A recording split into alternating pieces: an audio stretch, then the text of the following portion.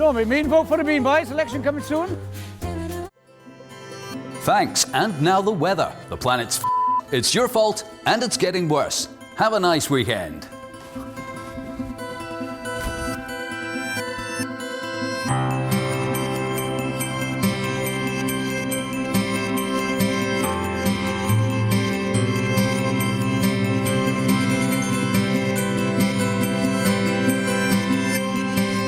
As we entered 2010, I was beginning to feel like British politics had somehow gone sour.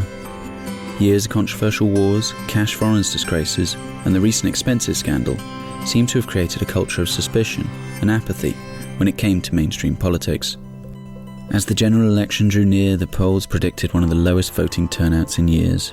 It seemed like there was genuinely no alternative. But this isn't actually true. By chance, I stumbled across a list of UK political parties and was surprised to discover that there are currently over 300 parties registered in England, Scotland and Wales. Apart from a handful of familiar faces, the majority of these organisations were completely new to me. So while the country waited for Brown to announce the election date and the media circus gathered around Westminster, I decided to go on a journey to explore the unreported side of British politics.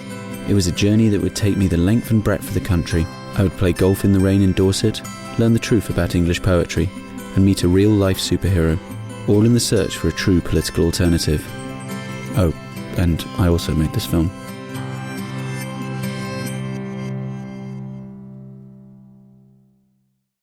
I began my journey by driving to Reading in Berkshire. Reading is divided between the Conservative constituency of Reading East and the Labour seat of Reading West. I was on my way to meet with Howard, the leader of the Common Sense Party, who was hoping to take this seat in the upcoming election. He'd arranged to meet me on the banks of the River Thames, for reasons unclear to me. Oh, you're kidding me. Look. Neil, down the river, behind you. That's him. On this yellow tub thing.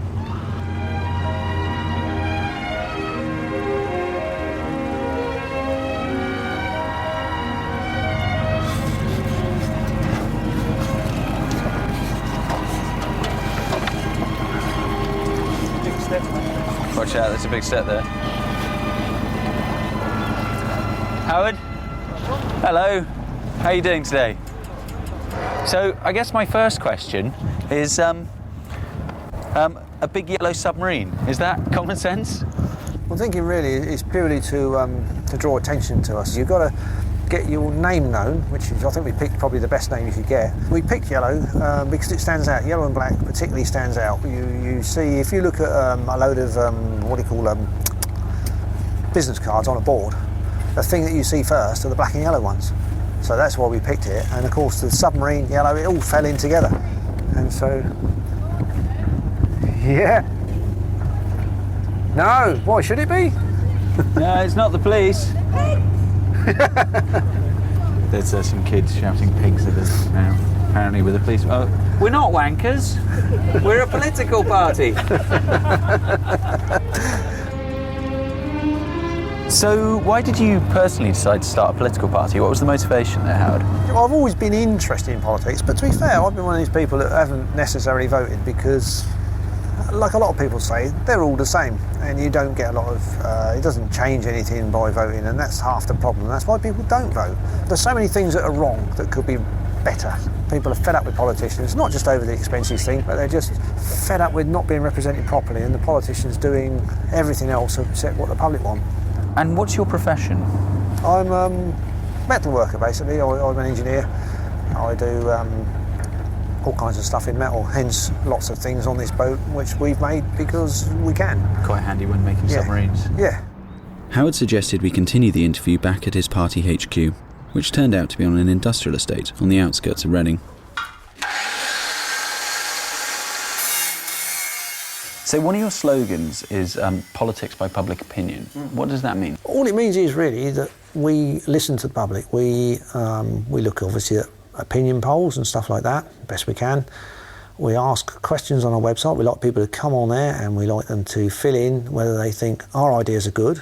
And we're more than happy for people to put forward other ideas. So you would develop a policy and then pop it up onto the website to take a polling against how people feel on it. Yeah, we need people to go on the site and vote. I mean, you know, someone might say, I don't like that. Well, that's what we need to hear. One criticism might be that it could mean ill-informed, ill-educated opinion. Possibly. That could be one way of looking at it, yeah. I mean, there is a... you could look at it like that. And when you put a policy together, I mean, you've got to be fairly sure that it stacks up as possible and sensible. In case these policies weren't enough to secure the public support, Howard had been hard at work on another secret weapon.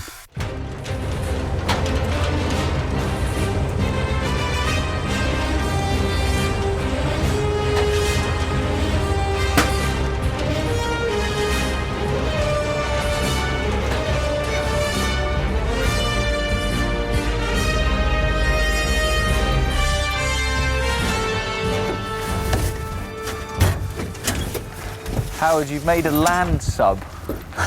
A road sub, you might say. A road sub. Almost a hover sub. Why don't you give us a tour of the vehicle, kind of like Pimp My Ride? Just imagine I'm Tim Westwood.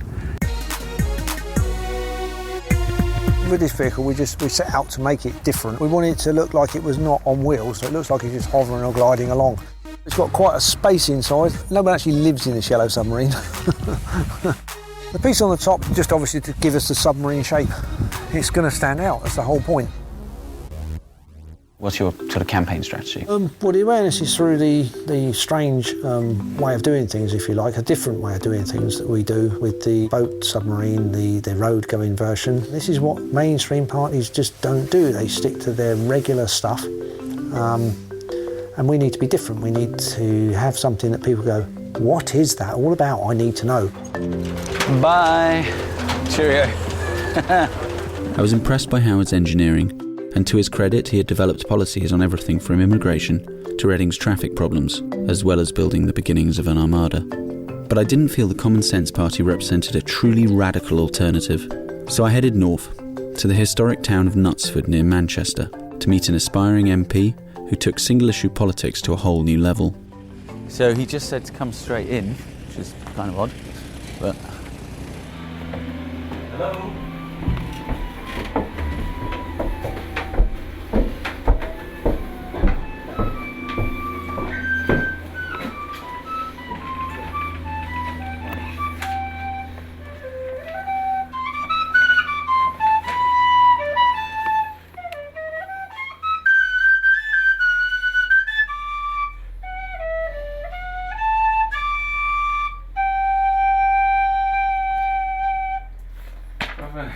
Gentlemen, I'm practicing on YouTube. After his recital, Michael took us to a local 15th century hall, a place he felt would be a fitting stage for a performance that would demonstrate the policy at the very beating heart of his political campaign. They flee from me that sometime did me sake, with naked foot, stalking in my chamber. I have seen them gentle time and make that now are wild, and do not remember that sometime they put themselves in danger to take bread at my hand.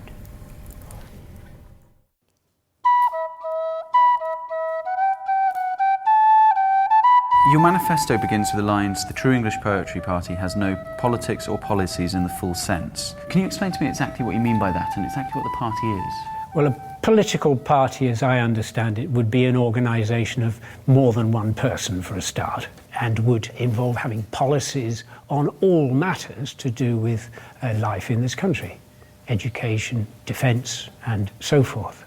I don't have anything much to say in these matters because I don't know very much about them, and I leave matters of that sort to people who know what they're talking about. But in the matter of poetry, I think I do know something. So what are you hoping to achieve with the party? I want to bring to public awareness what I regard as muddle and nonsense within the world of poetry of various sorts. And one is that it's no longer seems to be possible to give a definition of poetry. I'm rather of the opinion that much of the stuff that is written now and called poetry isn't truly poetry at all, because it doesn't have the formal qualities that the old stuff had. Fearing that I was still a little confused by what he was trying to achieve, Michael took me to some local farmland that he considers to be the birthplace of the true English poetry party. Like many revolutionaries, Michael was engaged in a battle with the establishment. However, in his case, it wasn't with the bourgeoisie or the monarchy, but the Poetry Society, an organisation set up to advance the study and enjoyment of poetry. I went to them as a member some years ago and asked for our definition, our working definition of poetry and a poem, and I was not given one that made any sense until informally one of the trustees of the Poetry Society offered his explanation, and I can quote it for you almost word for word. He said, there is poetry in everything we say and do, and anything that anybody presents to me as a poem, whether it's maker or an observer, I accept as a poem. That's nonsense.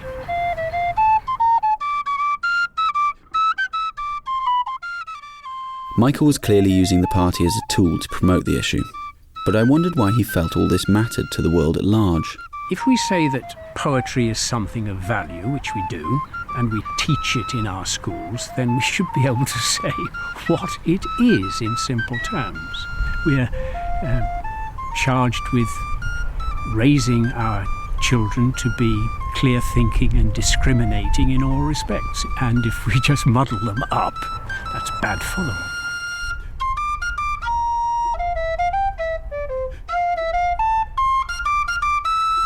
The object is to draw attention to the muddle and nonsense, and this seems to me to be a useful way of doing so.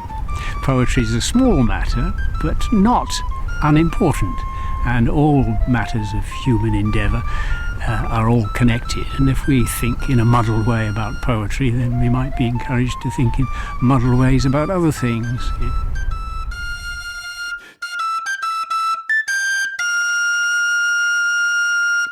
I left Michael to his pipes and headed south.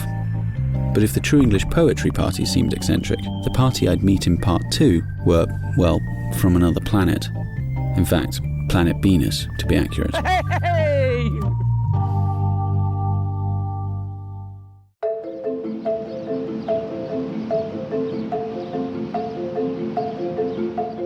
It was Tuesday the 6th of April, and while I was waking up in a roadside hotel somewhere near the M6, back in London, an announcement was about to be made.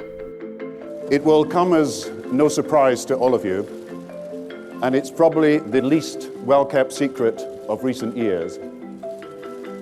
But the Queen has kindly agreed to the dissolution of Parliament, and a general election will take place on May the 6th. With the election finally official, the media went into overdrive, recording every slogan and photographing every smile. Meanwhile, back at my travel lodge, I was about to begin the long drive to Port Talbot in South Wales. An industrial town that they forgot to close down. I couldn't think of anything further from Downing Street in Westminster. Over the last decade, there's been a solid rise in unemployment, and it rates as one of the most deprived wards in Wales, ranking poorly in income, health, education, and the environment. If any place is in need of a superhero, then it's Port Talbot. Fortunately, they have one. His name is Captain Beanie. Morning. Oh, good morning, Tom.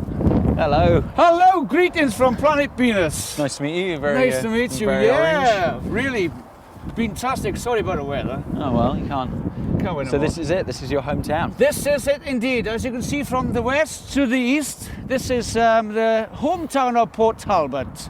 And this is where you'll be standing. Yeah, there we are. As far as you know, are you the first superhero ever in British politics?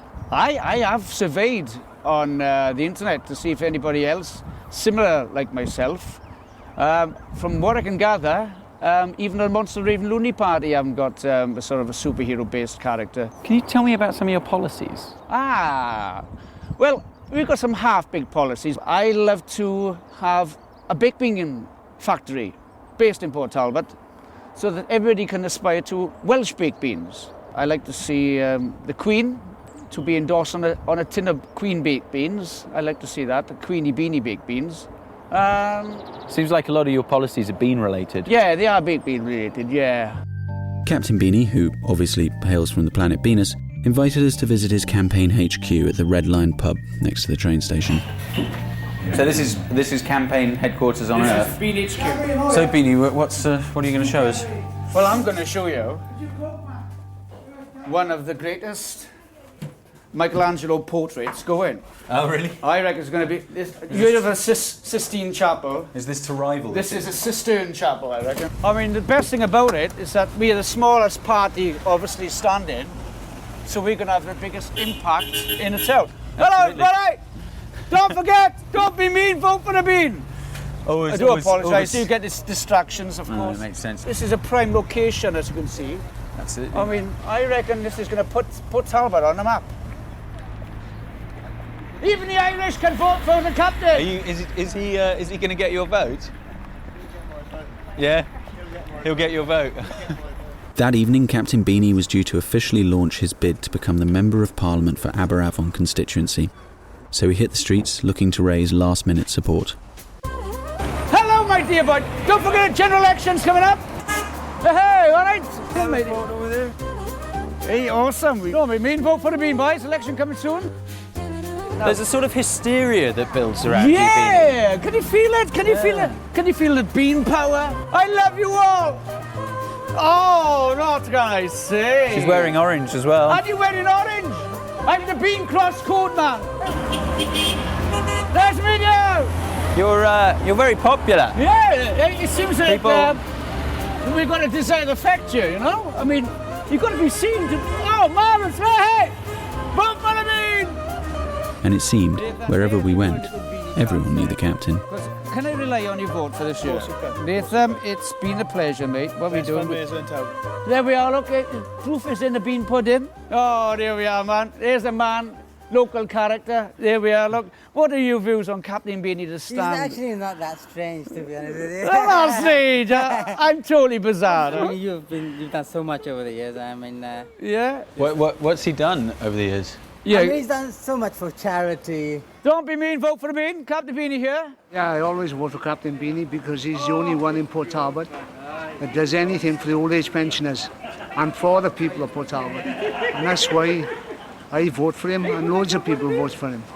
All the rest of the people, they're here today, gone tomorrow, but he's here all the time. He's a true Port Talbot fella, and he does a lot of good in Port Talbot. Look at this, ladies and gentlemen. Everybody's wearing orange today. It's in colour, it's in colour. Hey, it's here for the Bean man. So how did you find people reacted to you today? Well, I can't believe the response I've had that. You know, it's amazing to think, like, you know, this superhero presence is making such an impact in this small town of ours, you know. Do you think you've won many votes here today? I think I won their hearts as well as their votes, because people look at me anyway for what I've done previously in the past in the town itself. You know, with all the charitable fundraising work that I've been involved with. And the thing is, this is the age of the underbean. You've heard of the underdog? This is the age of the underbean. And I think, tentatively, this is going to be the greatest thing that's ever going to happen to Captain Beanie. We only got one chance in life, and I'm going to take it by the cans. The captain's fundraising was stuff of legend, with people reporting he'd raised over 100 grand for charity. But I wanted to find out more about the man behind the X-ray glasses. It turned out that the man formerly known as Barry Kirk lived alone in a flat on the east side of Port Talbot, a flat that had now been transformed into the Baked Bean Museum of Excellence. How did you become Captain Beanie? Well, do you know my alter ego, Barry Kirk, believe it or not? He once laid in a bath of baked beans over 20 odd years ago now for 100 hours. And ultimately, Barry Kirk sort of having a sort of a bean vision, a nightmare of laying in his bath of baked beans. So the baked beans kind of infused with Barry's DNA. That's right, yeah. And created. Or BNA. Or BNA. There we are, it's just to be... There we are, come and follow me. And Here we are in the Baked Bean Museum of Excellence. Beanie, you're totally obsessed with baked Yeah, beans. this is it. I mean, isn't this sort of bean heaven? Do you ever get bored of beans?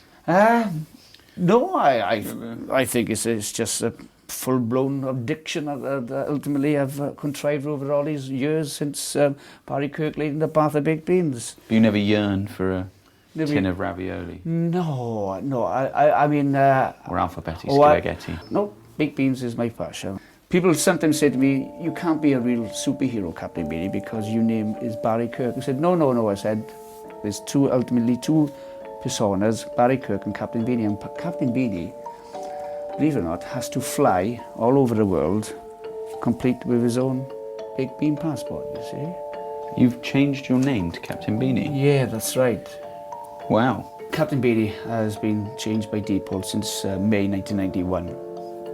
It's quite a long time when you think of it. So basically, there was a kind of a fight in your psyche between Barry Kirk and Captain Beanie. Yeah. Captain Beanie's won. That's right. I mean, what's the planet Venus like? Oh, very windy and hot. Yeah, I wouldn't imagine anybody going there for a sort of a little tentative visit. No. And see, we like to pop up to see Captain Beanie and planet Venus, to see his wife, because ultimately I have a wife on a planet called, believe it or not, Tin of Beans. Tin of Beans? Tin of Beans. Your wife's called Tin of Beans? Yes, I would assume she's a big catering size, Tin of Beans. Oh, so you are married to a tin of baked beans? Yeah. Just a big one. Yeah. I never did get to meet Barry Kirk. The captain had clearly won the fight for Barry's soul. Meanwhile, the time of the launch was nearing, so we headed back to Party HQ. So you've run for almost everything by the sound of it? Yeah, I've been lucky enough to gone on all political levels, from ward, borough, election, by-elections, even the European, or in my case, the European. Yeah. But in all these political elections you've been involved in, Yes, yeah. the people of Wales have never voted you in. No. But you haven't given up. No, I mean, that's a clear message. I never say that. I mean, the best thing about being a politician, or aspiring politician for that matter, every 4 years we have a general election. So you think of it logically that the 12-year-old will become a 16-year-old and a 16 become a 20-year-old. So your sort of your method of attack is kind of wear them down from a young age? Yes, definitely. Instill the baked bean. Okay. Get into the bean psyche, you know? Yeah. So that when they grow up with you, they know about you, and at least I'm the kind of politician who is in tune with people around you, with what they want. Good God! It's Captain Beanie from Planet Venus! Oh, what a superhero!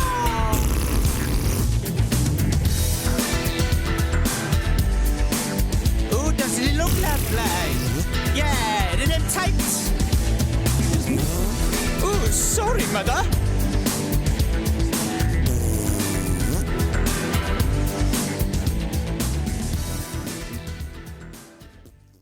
Okay, ladies and gentlemen, welcome to the Red Lion. Big round of applause for you. Thank you.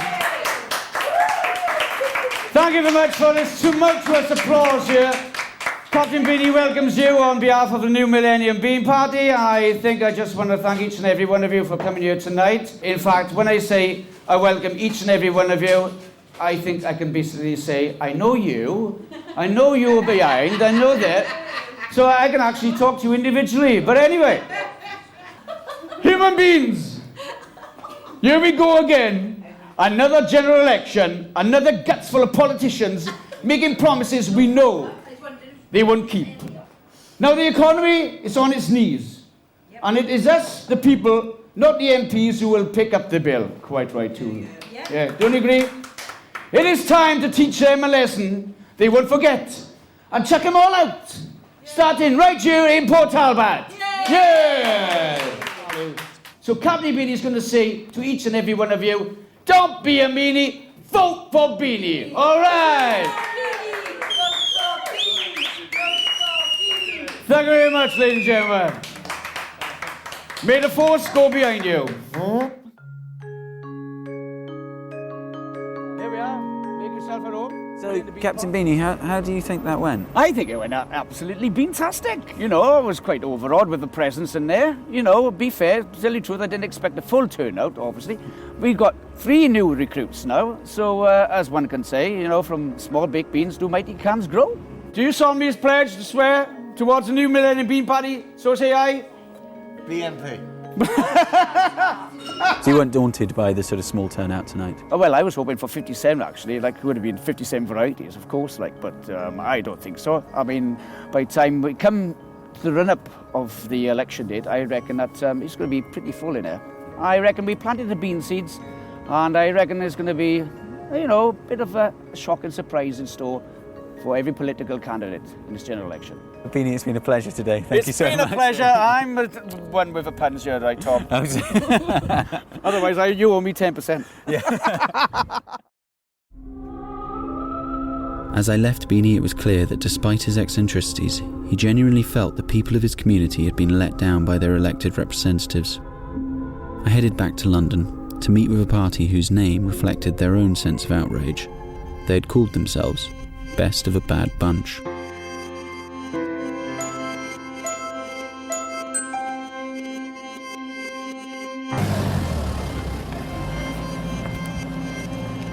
Yeah, no, we're good to go. They're there. They know we're coming, so we can go. We can head in. There's some really serious facial foliage in there, though. It's quite impressive stuff.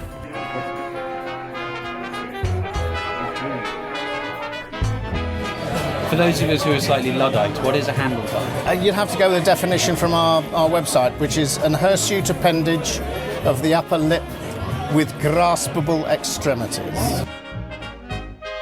I mean, the club's been going since 1947. It's the oldest moustache facial hair club in the world, and it was formed after the war, mainly to keep the camaraderie together from the guys, ex-service guys, but also to raise funds for charity, and that's what we're still doing today. But that's actually not why we're here tonight, because both of you are actually parliamentary candidates in the upcoming election for the same party. Yes, that's right. Yeah. And what's the name of the party? Tell me about that. It's called Best of a Bad Bunch. So it's not the Moustache Party. It's definitely not a moustache party. No. It's a serious party. The name may make it sound flippant, and as Rod said, to a degree, that's how it started off. But we've actually, done a bit of research. We've actually come up with some serious suggestions. The country is in a terrible state. There's no doubt about it. You can't scratch your own ring without someone coming up to Brussels and saying you can't do that. That will have to be edited out, obviously.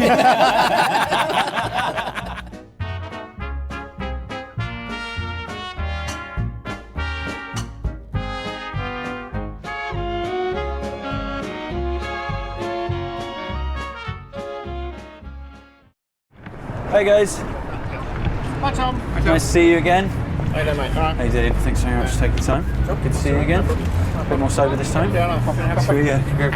I was just disgusted with the way the politicians are behaving. You just see them with their noses stuffing it in as far into the trough as they can go. But is it a protest party? I mean, yes and no. I mean, it started off that way. I mean, in the first instance, it was just that. And then when we started talking about it, and started talking to people about it, well, they'd say, well, what do you stand for? By necessity, almost, we put some policies together, and it's now no longer a protest party. There's a central core to it. It's that the political system that we've got at the moment is simply not fit for purpose. How do you intend to campaign? I don't want to go around banging on people's doors. One, I think it's a bit of an intrusion, and two, a bit of a liberty, and I also don't think it's probably the best way of doing it. We're going to, to rely quite heavily on the mail shot and hope that hope that some of that sinks through. Because I'm a chiropodist, I've got a captive audience. They come in and see me, and they've got half an hour in my chair, and I shall be canvassing them while they're coming and having their feet done. Did I tell you that I'm standing for Parliament in this area? In Spelthorne! Got so fed up with all the other politicians. I mean, and my mate Andy and I, we've actually formed our own political party. So you've called yourselves Best of a Bad Bunch. Best of a Bad Bunch. Yep. Well, that certainly put a smile on people's faces. Yeah, I know. We don't know whether anybody will vote, but we just hope they will.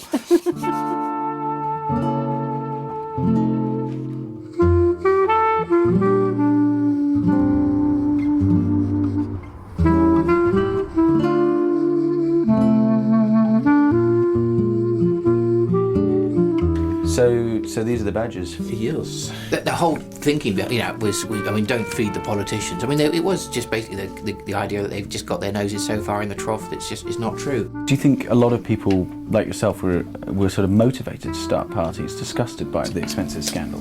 I mean, that was entirely my motivation. I mean, the reason why I'm standing is simply I was annoyed, furious, in fact, still am. The current Conservative is leaving in shame, but he's still our MP, still clinging on until the election in order to bolster his pension even further. And for heaven's sake, the fellow barely ever turned up in Parliament. He was director of Lord knows how many other companies. He had a second house that he completely didn't need, and it turns out that this unnecessary second house was actually the registered address of one of his companies.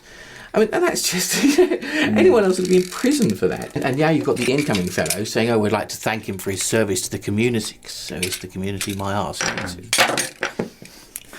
So you're prepared to be kind of attacked and ridiculed, and we've been talking about this quite a lot. The policies that we've come up with, we think are perfectly sane policies. If I was Lord Such, suggesting introducing crocodiles into the Serpentine, or a yogic hopper trying to levitate the powers of Parliament into the Thames, fair enough. But what we're actually saying is, for a start, let's stop invading people that we shouldn't be invading. Let's stop buying weapons that we can't afford. Let's try and be a bit less hypocritical about the way we treat things. Let's try and have a bit of democracy in here. I mean, I'm sure people are annoyed. I mean, there's no doubt that people are annoyed. But are they annoyed to actually do something about it? Are they annoyed enough to vote for someone other than the standing thing? We'll see. I'd like to think so.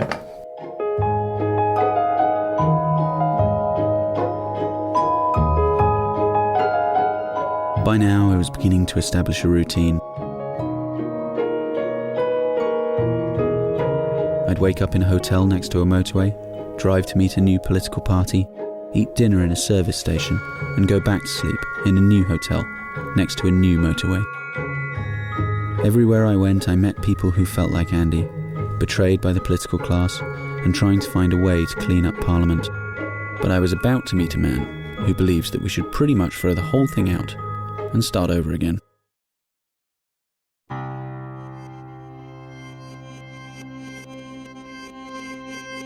It was Monday the 12th of April, and Parliament was now dissolved. Every one of the 650 seats in the House of Commons was officially vacant, waiting for the verdict of the people of Britain. Meanwhile, I was looking forward to a pleasant drive through the south of England. Oh, this is ridiculous, just getting lost in Swanage. We're looking for a golf course, a pitch and putt. Maybe even crazy golf if we're lucky. Hi Andy, this is ridiculous. With nothing we can do today is going right. And carry on inland, another 100 yards. Okay, cool. We finally arrived in the county of Dorset, a usually quiet and sleepy corner of England. However, I was here because I'd heard there was unrest in the West Country, and a new political movement was afoot. A movement that had a simple message: power to the people. I used to believe that when you read a story in the paper and it didn't make any sense, like why are they so stupid, why are they doing this, it suddenly dawned on me that actually the reason why these things were happening was because they had their own agenda. Andy runs a pitch and putt golf course in the small seaside town of Swanage, but these days his passion is less about perfecting his swing and more about the advancement of true democracy. Movement for active democracy time. Don't give your power away to a stranger who has no interest in representing your views, because all we are saying is vote for yourself. All we are saying now is vote for yourself. Come on everybody, you know the words, come on. All we are saying now is yes! You've got it. Movement of active democracy. Don't give your power away to a stranger. Please, please, please vote. I think it was embarrassment. Stroke of genius. Take my golf seriously. Ah! So you've been playing for long? I don't really play, Tom. No. I'm not crazy about golf. I'm crazy about freedom. And as you probably gathered, the problem actually stems from the political system that we have. Not the intentions of individual MPs, but the system that we now have in government, where actually MPs can't exercise free will, and the people have no say in anything that happens around them. This happens at local level, this happens at national level, and it happens at international level. The people now should be able to make decisions for themselves, because we have the technology now to form our own opinions and to join in referendums on a frequent basis, so the people should be able to steer and decide issues for their own country. So if you have a large group of people, say 200,000, who think that Britain should be doing something or don't like something that we're doing, then those people should be able to force a referendum on the country, and the people of Britain then decide. To spread the word, Andrew records regular YouTube messages, which he publishes on his website. I can see the arguments now. They're going to be going, well, you can't possibly let people run their own country, you see, because they don't know what they're doing. You know, they're not clever enough, are they? So, you're an MP, right? Yes, yes. You have some special talents then, do you? Special talents that none of the rest of us have? No. So, you've got some special qualifications then? Obviously, you've studied for years to become an MP. No. Well, what actually did you do? I wore a blue rosette. Wow. Wore a blue rosette, eh? Woo. That was clever, wasn't it? If 100,000 people in Switzerland want to veto what the government is proposing, or 100,000 people want to create an initiative, then they can do so, and the whole country then participates in a referendum. And Switzerland's a pretty nice kind of stable place, and it seems to work, doesn't it? It's nice and clean and safe, and you know, it's not the most anarchic place. California has a very similar, at a local level, and that's a very nice place to live as well, isn't it? So, you know, I think if Britain had this, I think it would be a very nice place to live. Andy clearly has ambitious plans, but to make an impact, he needs candidates to stand for his party all across the country. That night he aimed to rally some support at the local pub. Waiting for anyone to come back from the loo, or is everybody here? What do you think? If you're not here, put your hand up. Tonight's really about people expressing that they're not really satisfied with the system. They're not satisfied with the economy, the banks. They're not satisfied how decisions are made for them. In each constituency, the first person, or the person who gets the most amount of votes, gets to be your MP, and all the other votes are thrown in the bin. Which means that if you happen to live in Devon and you happen to vote for the red guys and the blue guy gets in, you probably will never have any say at all in the democratic process. If you happen to be a Green Party supporter, and they get something like 6 or 7% of the vote every time, all your votes are going to be thrown in the bin. You're not going to have any representation at all. If you vote in a red guy, does he have any power if the red guys are in control? And this is the real shock. No, he doesn't, because actually he doesn't have free voice at all. He's told how to vote by the chief whip. And he has to go along with that, because if he doesn't go along with it, he's going to sit on the back benches and doodle, and never going to get down to the front benches, get on the cabinet or get in front of the TV cameras, which is what his aspiration is. There's a huge revolution going on, and this is, you know, you're seeing a pub full of people here talking about stuff, but we're linking up all over the country, and there are pubs all over the country where we're talking about things like lawful rebellion. How many times do we have to go through this loop before we wake up and go, look, we are being completely hoodwinked. These people are not representing us. Okay, thank you very much. Thank you, ladies and gentlemen. Thank you. Andy seemed to win over the crowd that night, but he still has a long way to go if his political dreams are to become a reality.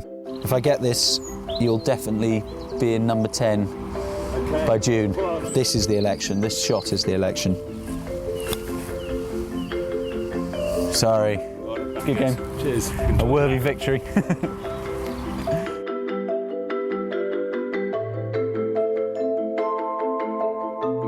By now, the race for number 10 was well on its way. That evening, the historic first ever UK prime ministerial debate was to be broadcast on ITV. As Gordon Brown prepared to defend his premiership, I travelled to his home constituency of Kirkcaldy in Cowdenbeath in Scotland to meet a rival who for some reason hadn't been invited to the television debate. Hello, Gordon Brown. My name's Deek Jackson, and I'm leader of the Landless Peasant Party. We'd like to ask you a few questions. First of all, when you ask people to die for this country, Which bit? Because as you well know, 6,000 people own most of the land of this country, a situation which has existed for thousands of years. Anyone in? Doesn't look like it. Yeah, I don't think Gordon's in, and I don't think anyone in there will respond other than perhaps to call a patrol car to see us off. Should we see ourselves off? I think so. This is Deek Jackson, the leader of the Landless Peasant Party. General election news now. Gordon Brown has called the election in the UK for May the 6th. Between now and then, the major parties of the UK will try to persuade voters that they are the best party to write very large cheques to pay back the money we borrowed from a few wealthy bankers, whose names we don't know, to pay for an economic crisis created by a few wealthy bankers, whose names we don't know. And now the weather. The planet's f***ed, it's your fault, and it's getting worse. Have a nice weekend. That was me finishing a performance of the FKNNEWZ. It's a weekly satirical news show. I've been doing it for over 4 years now, and keeps me busy on a Friday night. But that's not the only thing you do, is it? There's another reason why we're here today, is something called the Landless Peasant Party. As a result, if you like, of seeing the news over so many years, I started to be aware that a lot of people thought there were a lot of terrible things happening in the world, but they also seemed to think there was nothing we could do about them. That in fact, no matter what we did, a small group of powerful elite people were always going to be in control, and there was nothing we could do about it. And I don't believe that's the case. In fact, I think we're free to do pretty much whatever we like, as long as it doesn't cause a murder. And the Landless Peasant Party is an example of something you're free to do in this country. Hello, landless peasants! Yes, landless peasants, every single one of us. Unless you're one of the 6,000 people who owns most of this country, you, like me, are a landless peasant. I would consider you a landless peasant. Right. You're here to be exploited by the people who own this country like livestock. You might as well be their pets, actually. You're just a kept economic unit for their benefit, not yours. Do you think people like being called a peasant, Deek?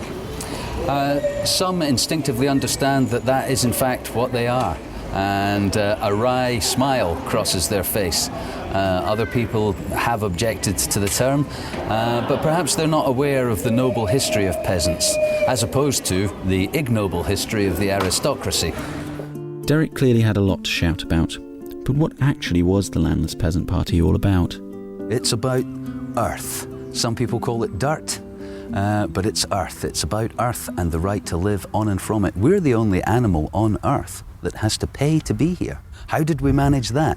Our basic need for shelter has been turned into a way of making the most money possible for the property market. How did we arrange that? We're the Landless Peasant Party. Vote Landless Peasant. BNP, BNP? Wow, racist fascists. Good call.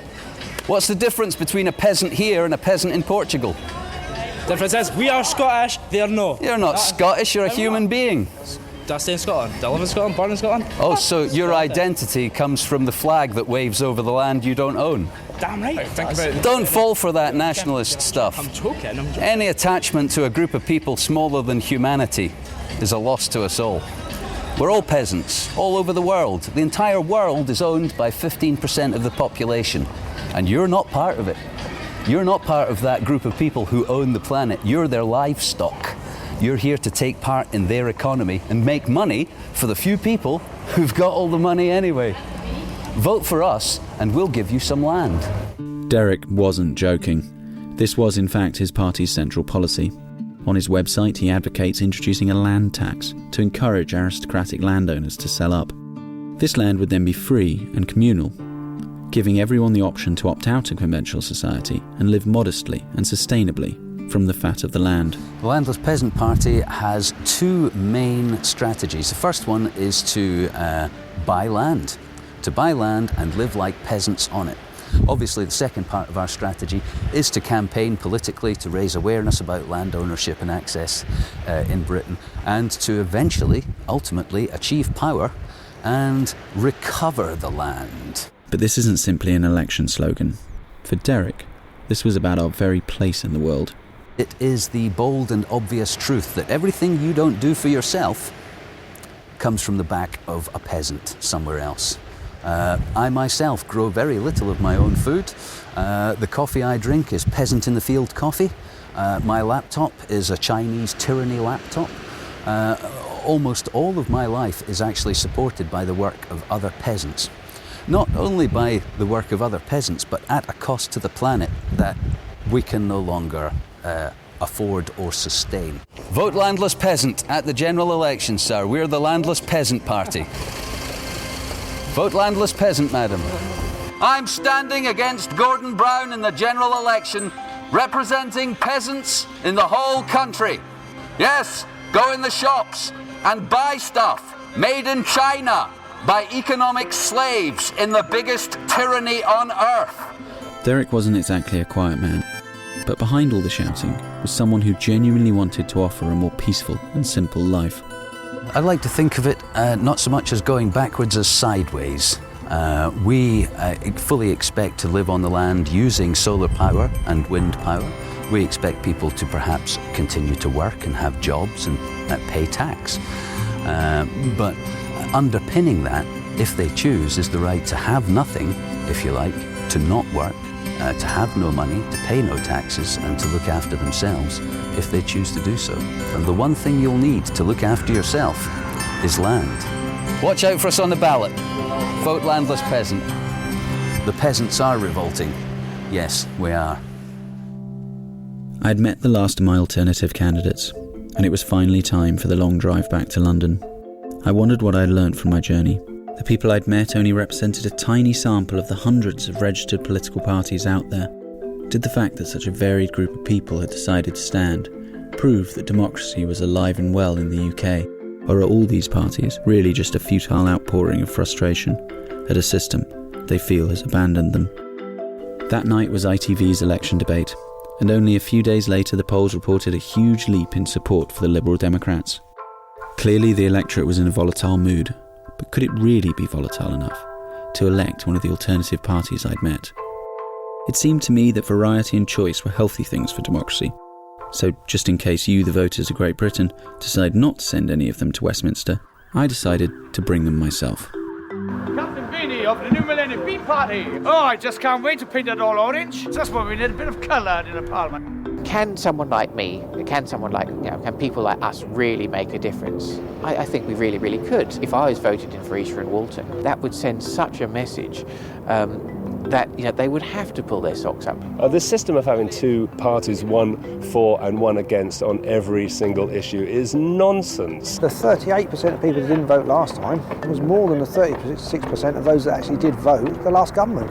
So there's a hell of a lot of people out there that could actually change things if they got off their backsides and did something about it. Houses of Beanie-ment. That's what it's going to be. I reckon that I'm destined to be in that House of the Parliament. It's going to be one small step for being, one giant leap for being kind. We've been mismanaged, misgoverned, and just peed about by the politicians for too long, and I've had enough of it. I'm making a stand, and yeah, if I lose, I lose. But at least I'll have tried. The photo shoot was going well. However, sadly, when the Common Sense Party's land sub pulled up on Westminster Bridge, Howard was actually driving, so his trade apprentice, Matt, ended up in all the press shots, which seemed to fit the tone of the event.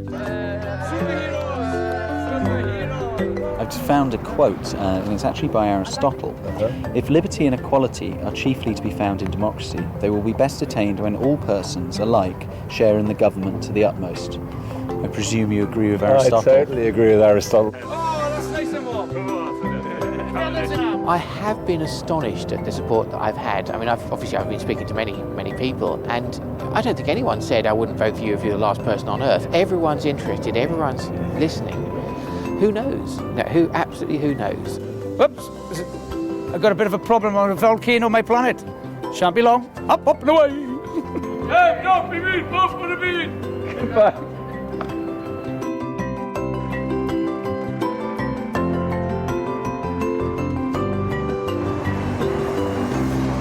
I think we should go.